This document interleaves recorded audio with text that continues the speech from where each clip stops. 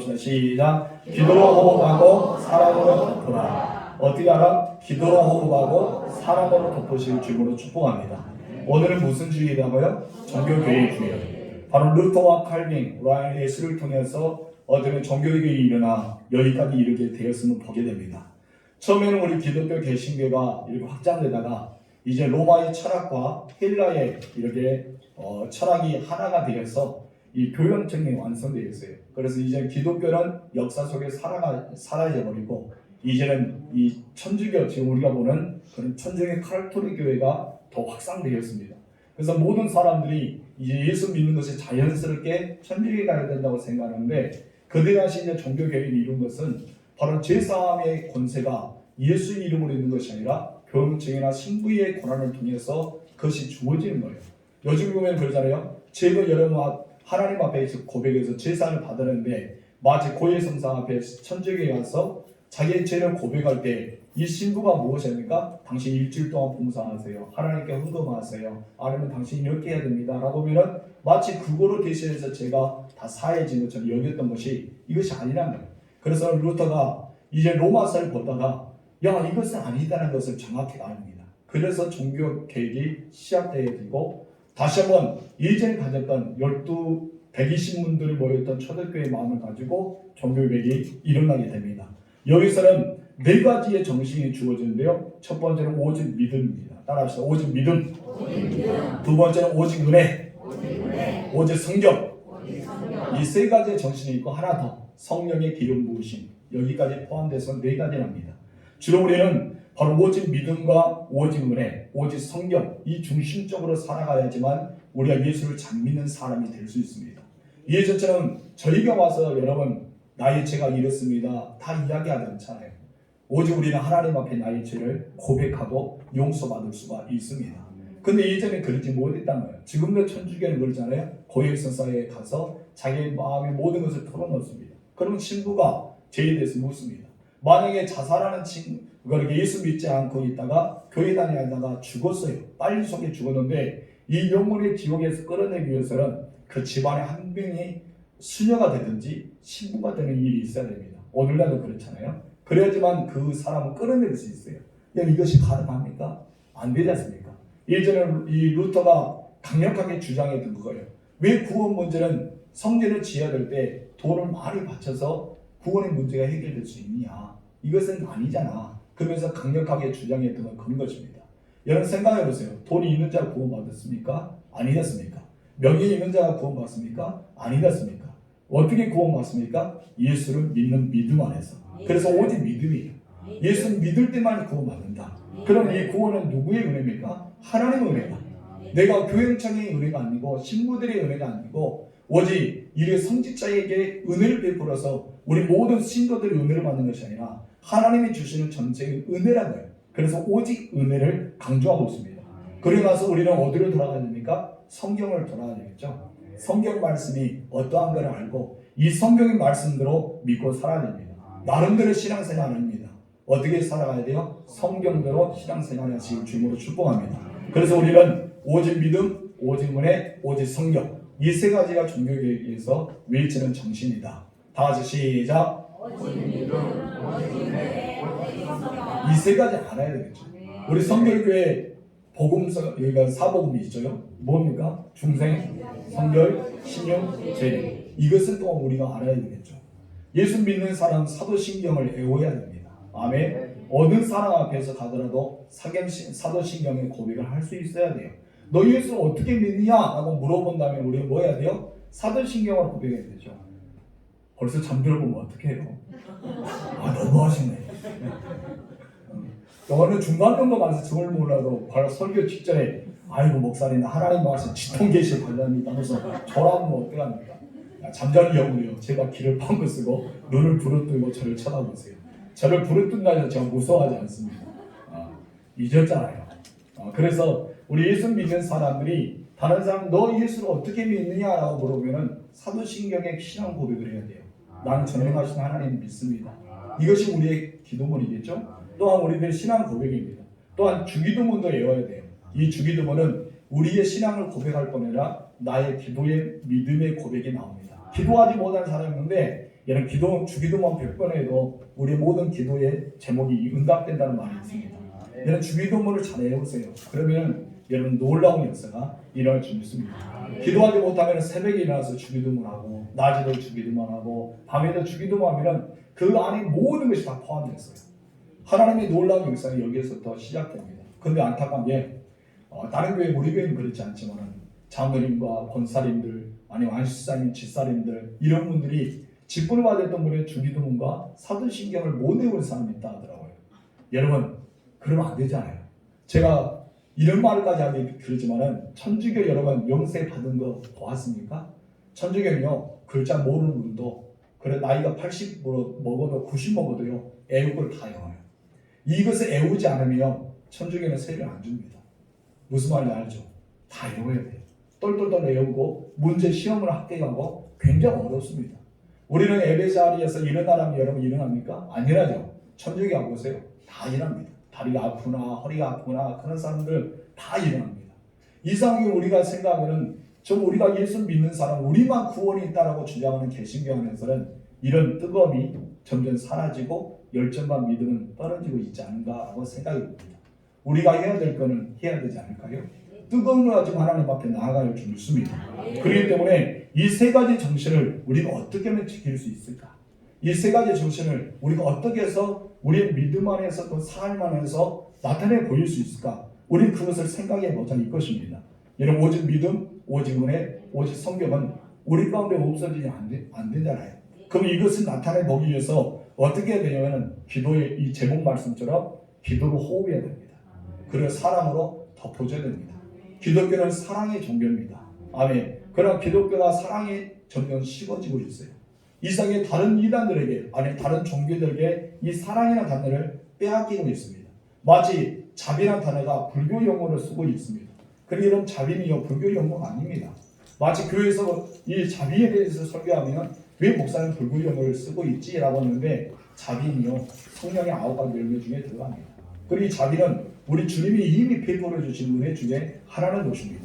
그렇기 때문에 우리는 이것을 나타내 보이기 위해서 먼저 기도로 호흡하고 사랑을 덮으며 우리는 서로 간에 유익한 삶을 살아갈 줄 믿습니다. 여러분 이 말씀을 통해서 여러분의 신앙의 계획을 이룩해 서기를 주므로 축복합니다. 모든 일에는 때가 있죠. 그런 모든 일은 기한이 있습니다. 하나님이 이 세상을 만드는 것, 이건 창조한 것도 마찬가지입니다. 하나님이 영원히 이 세상을 등기해서 이 땅을 창조한 것이 아니죠. 마침표가 있기 때문에 창조하였습니다. 사람들이 태어남이 있으면 죽는 수만이 있고요. 또 심는 것이 있으면 뽑을 때도 있습니다. 과일나무를 심었다면 과일을 또 딸 때도 있죠. 이런 추수하는 기쁨도 있으면 노력하는 농부들의 헌신감도 드러날 것입니다. 이것처럼 모든 것이 기한과 때가 있다는 것입니다. 그런데 그때가 지금 이제 마지막에 끝날 시기라는 것을 우리는 알고 있습니다. 여러분 예수 믿는 사람만 하는 것이 아니라 세상 사람도 코로나가 딱 터지니까 무엇입니까? 야 우리는 종말을 본다. 마지막 때를 본다. 이 세상이 이제는 끝날라 같다. 그런 말들을 세상 사람들이 하게 됩니다. 세상 사람도 말세란 것을 알고 있고요. 예수 믿는 사람도 말세란 것을 압니다. 여러분 그들이 2000년 전에 베드로 시대도 마찬가지고 오늘 살고 있는 우리의 시대가 마찬가지고 앞으로 여러분의 자녀들이 살아갈 수 있는 마지막 때라는 것을 보게 됩니다. 왜요? 예수님이 승천하신과 동시에 마지막 때는 시작되었기 때문입니다. 근데 그때는 하나님의 시간은 아무도 모릅니다. 어느 때에 임하는지. 그래서 오늘 본문의 사도 베드로는 이 마무리 마지막 때가 가까웠다면서 7절 상반절에 이렇게 말합니다. 다 같이 읽읍시다. 시작. 마무리 마지막이 가까이 왔으니. 아멘. 여기서 마무리 마지막 때는 어느 때를 말합니까? 예수님의 공중에 죄를 마시고 이 모든 하나님의 심판이 이루어질 때를 가리킨 것이죠. 다시 말해서 예수님의 재림과 함께 심판 때 일어남으로써 이 땅의 모든 이 우주광의 모든 것이 종말하는 마지막 때를 말하고 있습니다. 그런데 예수님이 친히 오시라고 약속하셨던 말씀도 여기 나오죠. 우리의 마태복음 볼까요? 16장 27절 시작. 인자가 아버지의 영광으로 그 천사들과 함께 오리니 그때에 그 사람이 행한 대로 갚으리라. 아멘. 하나님의 영광 가운데 아버지의 영광 가운데 천사들과 함께 이 땅에 온다면 그러면 우리 요한계시록 보면 모든 사람들이 주님의 나타나심을 본다 이겁니다. 그것이 바로 공주철입니다. 이때는 먼저 믿는 사람들이 죽었던 사람들 모두 열려서 먼저 휴거가 되는 재림의 역사를 경험합니다. 두 번째, 살아있는 사람들이 여러분이 경험합니다. 만약 오늘이 주님이 오신다. 그 예배 현장에서 여러분이 들림받습니다. 그럼 여러분의 육체는 들림받다 그러면 되지 않습니까? 이 예배 현장에 들림받는데 가다가 머리 찌면 어떡합니까? 그런 분이 있는데 여러분, 우리 예수님의 부활의 모습을 생각하세요. 예수님의 부활은 어떠합니까? 초대교회가 시작하기 전에 예수님의 부활하기 전에 제자들 들어옴 속에 문을 굳게 잡아서 다락방에 모여 있었습니다. 근데 예수님이 굳게 닫힌 문에 어떻게 들어오셨을까요? 예수님도 이렇게 다 열쇠 거기 있을까요? 다 열쇠를 열고 딱 들어왔을까요? 아닙니다. 예수님 몸은 여기 통과할 수 있는 몸이었습니다. 여러분이 예수님 앞에 부활의 영광과 함께 이렇게 들림받을 때 어떤 모습인지 아십니까? 그 모습입니다. 이것도 뚫고 간단 말이에요. 여러분, 이것이 가장 아름다운 모습이라고 성경에서 이야기하고 있습니다. 그렇기 때문에 우리는 그 주님과 함께 영광에 참여할 줄 믿습니다. 예수님이 심판주로 이 땅에 오신다는 것을 기억하시기 바랍니다. 베드로전서 3장 10절 말씀 시작. 그러나 주의 날이 도둑같이 오리니 그날에는 하늘이 큰 소리로 떠나가고 물질이 뜨거운 불에 풀어지고 땅과 그 중에 있는 모든 일이 드러납니다. 마태복음도 예수님 말씀입니다. 24장 29절 시작. 그날 환난 후에 즉시 해가 어두울 중이여 달이 빛을 잃지 아니하며 별들이 땅에서 떨어지며 하늘의 권능들이 흔들리리라. 아멘. 이 천지지변이 움직인다는 거죠. 여러분, 지금 현재 하나씩 하나씩 우리가 과정을 일어나고 있습니다. 우리가 오늘 본문에서는 베드로가 2000년에 이런 일이 있을 것이라는 것을 바로 AD 64년경에 이것을 기록했습니다. 이 64년을 기록하면서 굉장히 핍박이 심했던 그 시점에 이렇게 기록하면서 너희가 인날이 가까울수록 너희 마음에 굳건한 믿음을 가지고 정신을 차리고 하나님 앞에 온전히 살아가기를 소망하는 것을 보게 됩니다. 이 날이 바로 마지막이라고 생각했어요. 마지막 때라고 생각했던 것입니다. 여러분, 하루하루 어떻게 살아갑니까? 마지막일 수도 있다고 생각하지 않습니까? 우리 인생은 언제까지 살아갈 수 있을까요? 여러분의 생명은 언제까지 보존받을 수 있을까요? 우리는 오늘 살아도 오늘이 마지막이 될 수 있고요. 내일 눈 뜨면 선물 같은 하루를 하나님이 주신다고 생각하시면 될 것입니다. 우리는 이 세상의 마지막까지 살아가며 우리가 어떻게 해서 내 신앙의 계획을 이루면서 오직 믿음, 오직 은혜, 오직 성경 말씀을 돌아오고 성령의 기름 부으심 받아서 성령의 인도를 받은 그 영광의 삶을 살아갈 수 있는가? 우리는 거기에 대해서 우리는 심각하게 생각해야 될 줄 믿습니다. 먼저 첫 번째, 어떻게 살아가야 될까요? 다 같이 읽읍시다. 시작. 기도하라. 어떻게 하라? 기도하는 것입니다.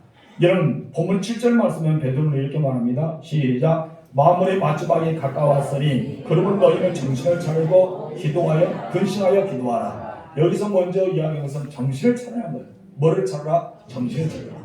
여러분, 지금 현재 어떤 시대입니까? 마지막 시대는 거죠. 이 마지막 시대는 사단의 권세가 들끓는 시대입니다. 막판이에요. 그렇기 때문에 사단의 권세가 혼자 지옥 가기 싫거든요.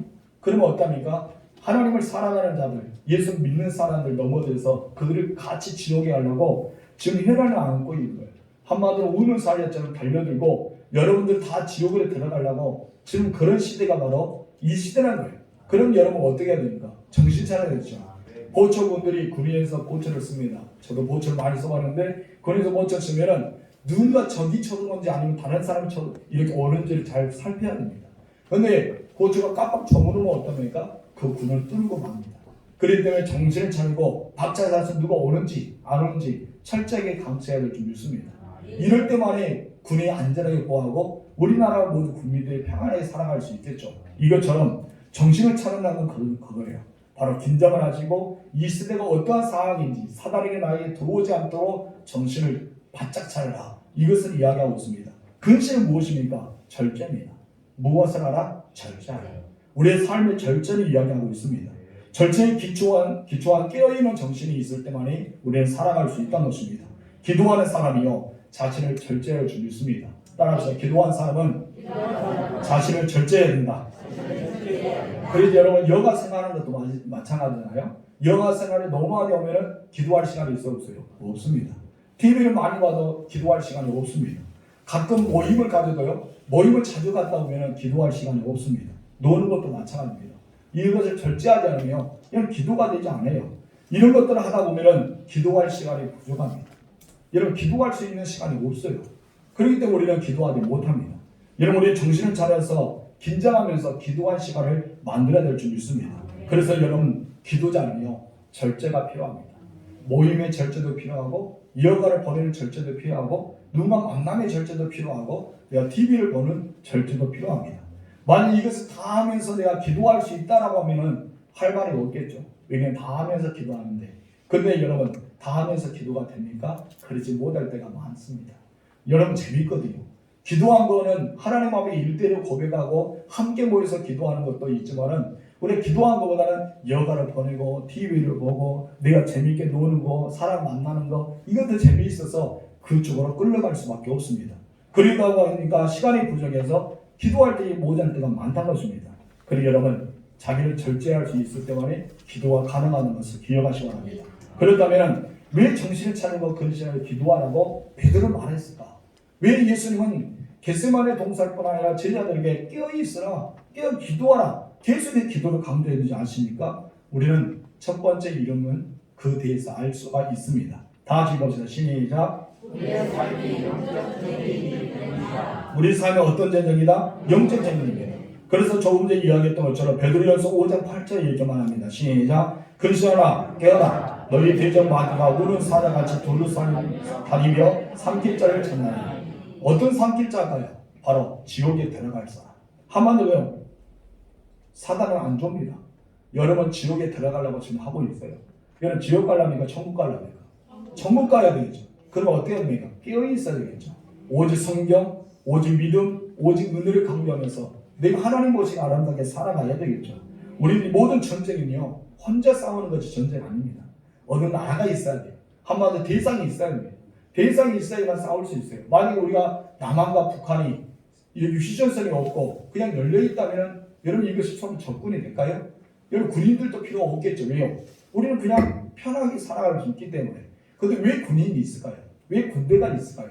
일부러부터 침략을 막기 위해서. 어쩌면 그것을 보호하기 위해서 수단으로 군부대가 있는 것입니다. 여러분 이것은 무엇이에요? 싸움하는 대상이 있다는 거예요. 무엇인가 대상이 있기 때문에 우리는 안전함을 보호하기 위해서 군부대가 있고 군인들이 있고 무기들이 있고 여러분 전투기가 있고 그런 것이 있는 것입니다. 여러분 정말 우리는 그런 가운데 대상이 있는 것처럼 예수 믿는 사람들 늘 영적인 전쟁을 하는데 대상이 있다는 것입니다. 이 대상이 누굽니까? 사람들일까요? 아니라는 것입니다. 마귀입니다. 여러분 마귀가 여러분에게 달려들고 있습니다. 근데 마귀는요 안 잡니다. 여러분을 넘어뜨리기 위해서 계속해서 돌아다닙니다. 교회를 넘어뜨리기 위해서 목회자와 성도와 여러분 모든 삶을 넘어뜨리게 합니다. 이것을 가르쳐 삼킨다라고 말하잖아요. 삼킨다. 여러분 삼켜서는 안 될 줄 믿습니다. 예수는 겟세마네 동산에 기도할 때 제자들에게 깨어있으라라고 합니다. 그런데 그들이 깨어있었습니까? 너무나 육체가 피곤해서 졸고 말았어요. 여러분 졸고 말았다는 것입니다. 이처럼 마귀는 예수 믿는 사람들을 기도하지 못하도록 깊이 잠들게 만듭니다. 깨어있지 못하게 만들어요. 사단은 우리의 삶 속에 안주를 만듭니다. 내 삶이 편하거든요. 구하지 않아도 기도하지 않아도 편하게 살아갈 수 있거든요. 그래서 우리에게 영적 잠을 주어지게 만드는 것입니다. 예수님께 시험을 합니다. 어떤 시험입니까? 나에게 전하라. 나에게 경배하라. 내가 이 모든 세상 권세를 다 주겠다.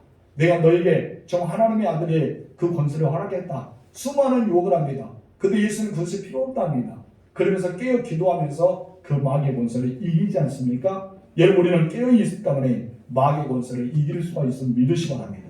겉으로는 믿음이 보이지만 기도하지 않으면 내적으로 죽어가고 있어요. 내적으로 죽어가고 있습니다. 개인적인 기도도 필요하지만 교회 연합의 기도가 필요합니다. 왜요? 성도들이 뭉쳐야지만 사단의 권세를 이길 수가 있기 때문입니다. 혼자는요 꺾기가 쉬워요. 여러 개 여러분 화살촉을 주면 꺾어지지 않습니다. 교회가 하나가 될 때 더더욱 굳건한 믿음 안에 설 수가 있다는 것을 기억하실 줄로 축복합니다. 그런데 예수님 오실 때 우리는 무엇을 보기에 과연 우리가 깨어 기도해야 된다고 했습니까? 우리의 무엇을 봅니까? 믿음을 봅니다. 뭐를 본다고요? 믿음. 믿음을 지키려면 뭐가 있어야 돼요? 기도가 있어야 돼요. 내가 기도하지 않으면 믿음을 지키기가 어렵습니다. 입으로는 믿습니다라고 하지만 기도하지 않으면 정말 믿음이 지키기가 어렵습니다. 그래서 예수님은 누가복음 18장 8절 중간에서 이렇게 말합니다. 다 같이 시작. 그런 인자가 올 때에 세상에서 믿음을 보겠느냐 하십니다. 이 말은 무엇이요? 믿음을 보겠다. 내가 믿음을 보겠다라고 말씀합니다. 그래서 빌라도의 교회를 향해서 이 메시지를 주면서 야 마지막 때 너희가 내 믿음을 배반하지 않았다. 너희는 정말 내 믿음을 배반하지 않았다 하면서 빌라델비아 교회에게 칭찬한 모습이 우리 요한계시록 3장 8절 중간에부터 나옵니다. 다 같이 시작. 내가 내 행위를 아느니 내가 작은 능력을 가지고서도 내 말을 지키며 내 이름을 배반하지 아니하였구나. 아멘. 빌라델비아 교회는 어떤 교회이기에 믿음을 지키고 주의 이름을 배반하지 않았을까요? 바로 기도하는 교회였습니다. 일부로부터 많은 환란이 있었습니다. 이단들의 사상이 강했습니다. 여러 로마의 정복으로부터 또 유대인으로부터 계속 핍박이 너무나 강하다 보니까 교회의 재정이 엄청 약해졌어요.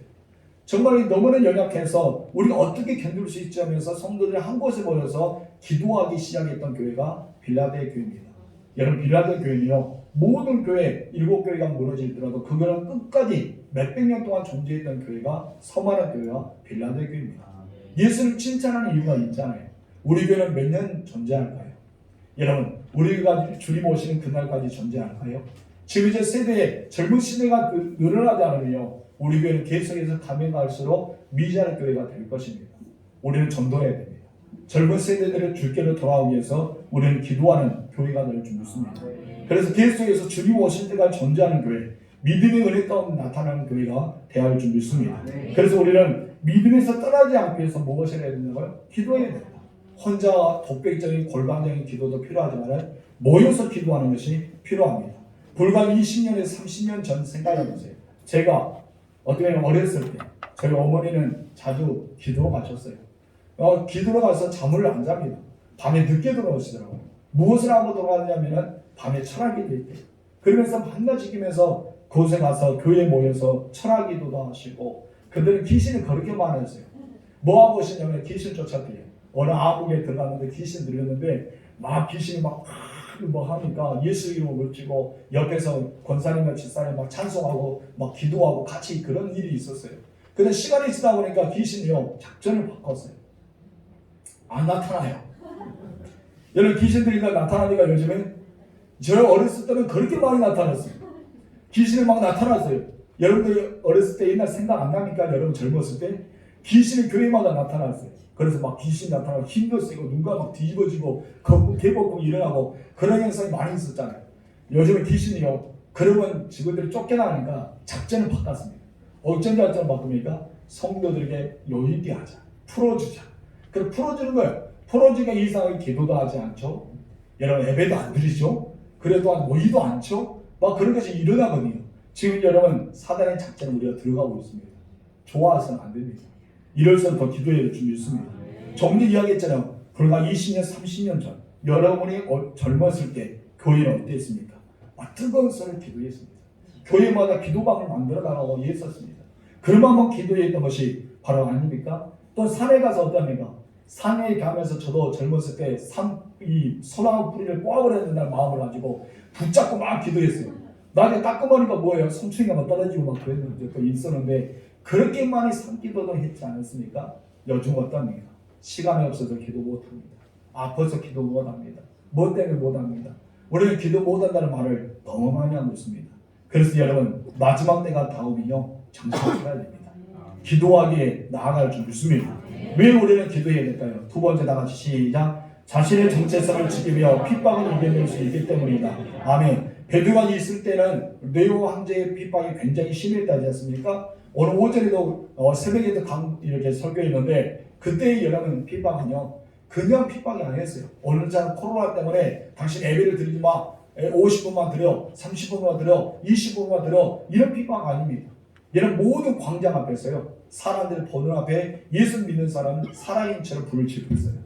그렇게 살아있는 채로 타전을 가는 거예요. 여러분 생각해보세요. 그러면 여러분 예수 믿으실까요? 만약에 우리 이 진도의 그 철망광장 앞에서 예수 믿는 사람 다 데려다가 나무 장작을 깨놓고 너 예수 믿으려 안 믿으려면 예수 믿는다면 불을 지펴서 타져 죽어요. 얼마나 고함치겠습니까? 뜨거워서. 근데 여러분 기독교 역사 보니까요 그 사람들이 비명 지는 것이 아니라 찬송했답니다. 하나님께 찬송 올릴 때 몸이 타져 죽어가는데 찬송했단 거예요. 여러분 지금 우리는 어떠합니까? 코로나 때문에 그런 이유 때문에 교회 예배를 드리기 등하지 않습니까? 우리는 정말 다시 한번 나의 신앙의 계획이 일어날 수 있습니다. 나의 정체성이 회복해야 될 줄 믿습니다. 그리스도인들의 정체성을 흔들리면 안 돼요. 그렇기 때문에 베드로는 그런 성도들 위로합니다. 너희도 본 것처럼 환난 당하고 이렇게 타져서 죽어가고 있는 이 순간이 있어도 너희 믿음을 흔들리면 안 된다. 마지막 때 아니야. 이 마지막 때 너희가 정신 차리지 않으면 너희가 영광의 그 멸류관을 쓰지 못하기 때문에 너희는 정신을 차려라. 사단의 것은 너희를 기도하지 못하게 하고 예배를 드리지 못하게 하고 모이지 않지 못하게 하는데 그런 것을 통해서 넘어지면 안 된다. 믿음을 지켜라 이것을 말씀하고 있습니다. 그러면서 무엇이 하랍니까? 이 일로 이상한 일을 여기지 말라. 이상한 일을 당한다고 여기지 말라. 왜냐하면 마지막 때의 징조다. 이것을 말하고 있습니다. 본문 12절 말씀 시작. 사랑하는 자들아 너희는 연단하고 오는 불시험을 이상한 일을 당하는 것 같이 이상하게 여기지 말고. 아멘. 우리의 믿음을 연단하게 해서 시험을 준다는 거예요. 여러분의 믿음을 연단하게 해서 무엇을 준다고요? 시험을 줍니다. 시험을 주는 것은 이상한 일이 아닙니다. 예수 믿는 사람 다 시험이 옵니다. 목사도 시험이 오고 장모님 오고 권사님도 오고 집사님도 오고 안수사님도 오고 다 오는 거예요. 이것은 이상히 여기면 안 됩니다. 오히려 이것을 가지고 나의 신앙이 더 연단된다고 생각하면서 우리는 정신을 차리고 기도하며 살아갈 줄 믿습니다. 그리고 나서 기뻐하라는 거예요. 근데 왜 기뻐하라는 것입니까? 13절 읽어봅시다. 시작. 오히려 너희가 그리스도의 고난을 참여하는 것으로 즐거워하라. 이는 그의 영광을 나타내실 때, 영광을 나타낸다는 무엇이에요? 예수님이 재림하실 때, 예수님이 심판대 앞에 섰을 때 이것을 말합니다.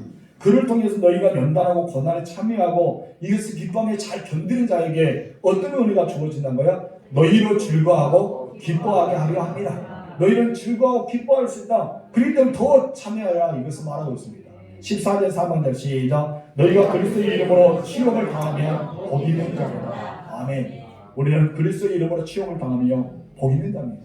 그러나 나의 잘못으로 인해서 내가 핍박받는다면 그것은 아니겠죠. 그것은 그리스도의 고난에 참여하는 것이 아닙니다. 자기 잘못 때문에. 그러나 예수 때문에 내가 핍박받는다면 복이 있는 것입니다. 16절에 시작. 만약 그리스도인으로 고난을 받으면 부끄러워하지 말고 도리어 그 이름을 하나님께 영광을 돌리라. 아멘. 여러분 누가 이렇게 살 수 있습니까? 깨어 근심하고 기도한 자가 살아갈 수 있습니다. 베드로는 고난받는 성도들이 전략적으로 짜고 너희가 어떻게 이길 수 있는가 이것을 보는 것이 아닙니다. 정신을 차리고 기도하라.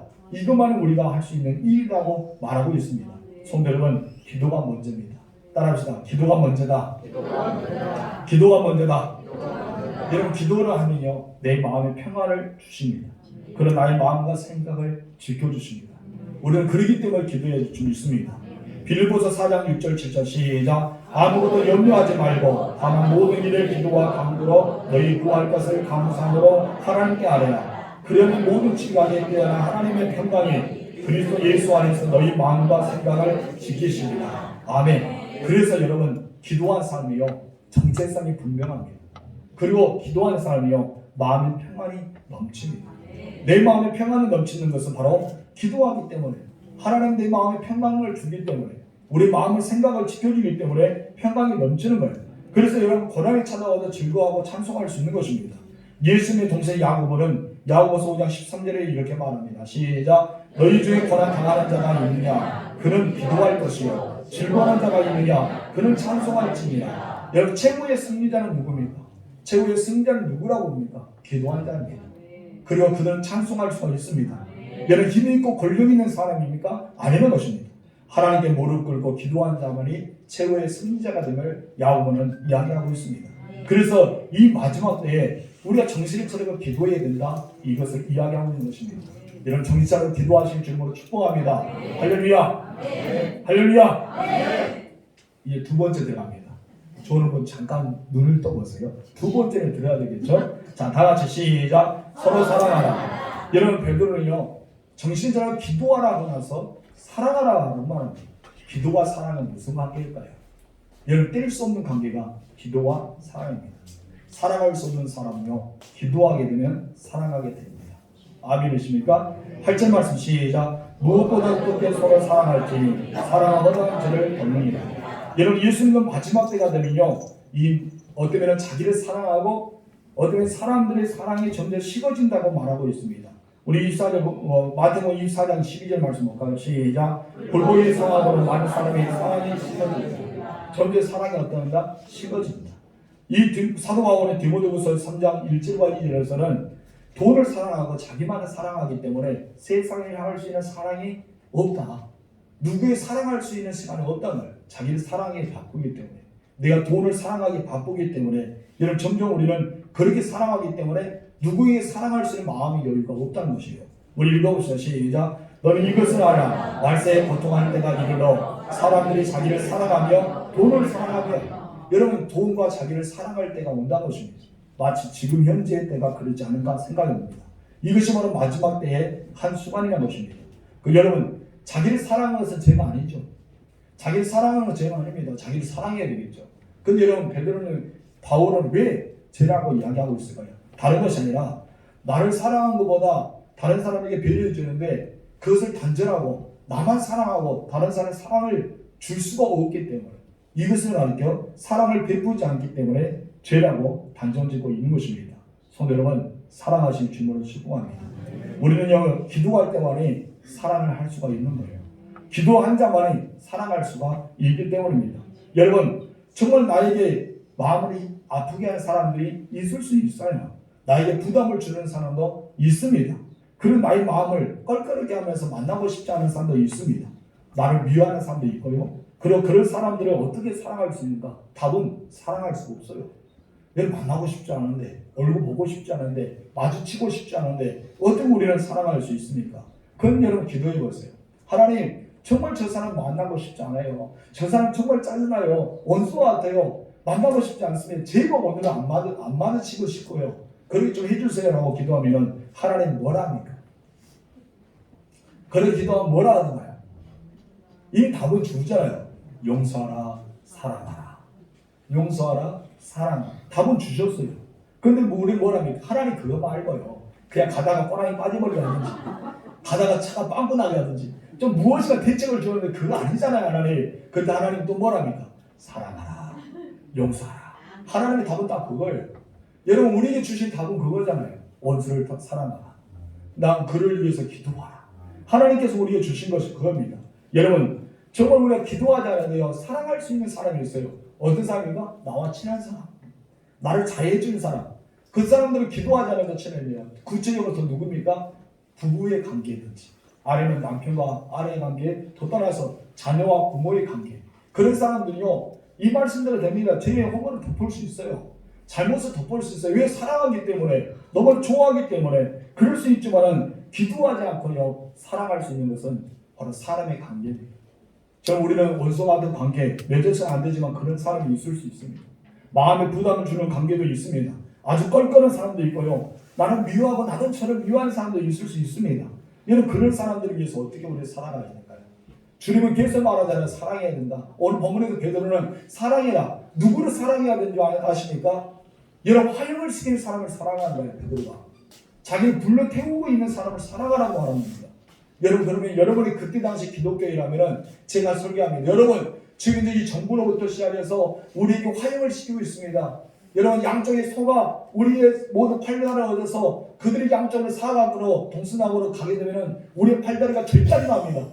여러분 목을 베어 죽었습니다. 그러나 그들을 사랑해야 됩니다. 여러분 사랑하세요. 그럼 여러분 뭐라 할까요? 목사님 미쳤습니까? 지금 우리는 화형시키고 있는 사람입니다. 우리의 모든 소가 우리의 양발을 묶고 목을 묶고 다 묶어서 이 5가지 묶어서 양쪽으로 소 5마리가 확 갈 때 이 목이 잘라지고 팔다리가 찢겨지고 이런 사람을 어떻게 사랑할 수 있습니까? 우리를 정말 이렇게 힘들게 하는 사람, 웃으면서 우리에게 화살을 돌리고 있는 사람을 어떻게 사랑합니까? 그렇게 말할 수 있을 겁니다. 근데 베드로는 뭐라 했다고요? 사랑하라. 여러분 사랑하라는 거예요. 사랑할 때 어떤 이유가 있는지 아십니까? 바로 본문 8장에 이런 역사가 일어납니다. 다 같이 읽읍시다. 시작. 무엇보다 뜨겁게 서로 사랑할지니 사랑은 허다한 죄를 덮느니 사랑은 뭐한다? 덮는다. 덮어진다. 비록 로마의 정부가 로마의 군인들이 너희들 정말 예수 믿는다 이유로 화형을 시키고 사지를 찢기고 사자밥이 되게 하고 아니면 너희가 칼로 목을 죽이고 십자가에 달려서 죽을 때까지 그런 짐승의 밥이 되게 할지라도 너희가 기도하면 그리고 사랑하면 그들의 죄를 덮어진다라고 합니다. 예수는 지난주 우리가 동영상 수혜를 보았지 않습니까? 영화 짤막하게 보았는데 예수님이 십자가의 고통을 느끼면서 그 많은 사랑이 무엇입니까? 하나님 저들의 죄를 용서하옵소서. 저들은 무지합니다. 죄를 알지 못합니다 라고 고백하지 않습니까? 여러분, 우리를 미워했던 사람, 여러분이 힘들게 하는 사람, 여러분 어쩌면 그 사람보다는 그 안에 역사는 사단의 거론이 클 것입니다. 여러분, 사랑은요 덮어주는 것입니다. 잠언 10장 12절 말씀 시작. 미움은 다툼을 일으켜서 사랑은 모든 허물을 가립니다. 사랑하면 어떻게 되나요? 모든 허물을 가립니다. 이것을 알게 눈에 콩깍지 씌었답니다.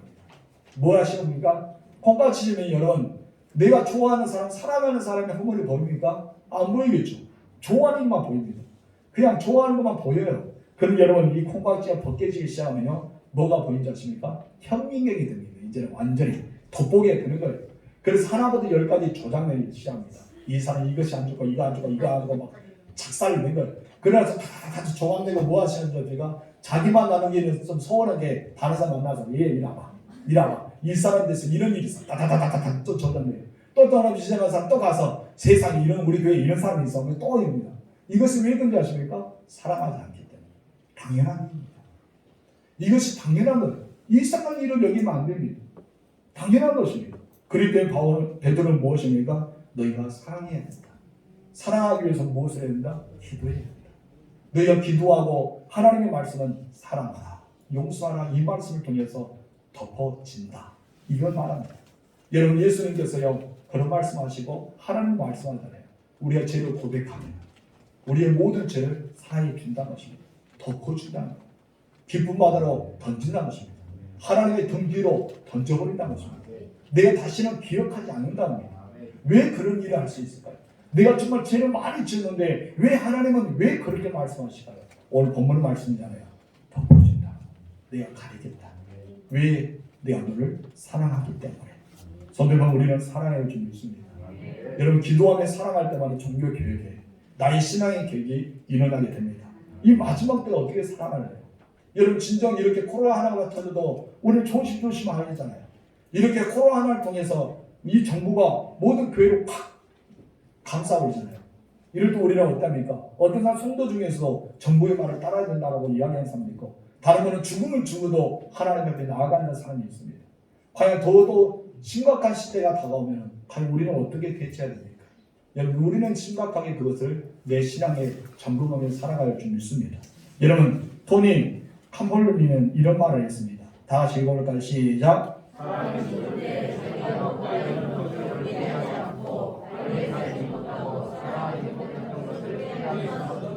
아멘. 사람이 죽을 때요 자기 업적에 대해서 후회하지 않는답니다.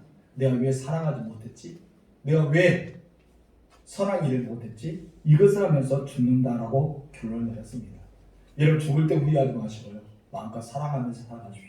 예수의 사랑으로 한번 살아가십시오. 그리고 우리가 어떻게 해야 됩니까? 바로 마지막 때가 가까웠으면 기회하시고 여러분 믿음을 더 끌어올리시고 하나님 앞에 기도하는 여러분 되시기 바랍니다. 이번 단일의 기도에 너무나 중요한 메시지 아닐까요? 한국 교회뿐 아니라 여러분 이 한국 사회와 우리 모든 가정과 삶에 있어서 중요한 메시지가 던져질 것입니다. 이번에 주제를 보니까 믿음입니다. 무엇이라고요? 믿음에 대한 것이 많이 나오더라고요. 그래서 이렇게 성경 메시지를 보니까 믿음에 대해서 많이 강조한 것 같아요. 우리가 정말 이 코로나 시대에 통해서 앞으로 마지막 때에 통해서 믿음을 보여줄 수 있는 그런 신앙의 고백이 강증자가 되어야 되지 않을까라고 생각합니다. 성도 여러분, 종교개혁자들이 외쳤습니다. 오직 믿음, 오직 은혜, 오직 성령입니다. 성경. 이 세 가지 정신을 어떻게 여러분 버티랍니까? 우리 다 같이 화면을 보면서 읽어봅시다. 시작. 아멘. 어떻게 살아야 되나요? 기도로 호흡하고 사랑을 돕는 삶을 살아가실 줄로 축복합니다. 아멘. 그런 삶이 바로 계획입니다. 나의 신앙의 계획. 하나님 것이 아름답게 사랑하는 계획자가 되기를 주님으로 축원합니다. 하나님 아버지, 우리가 볼 때 이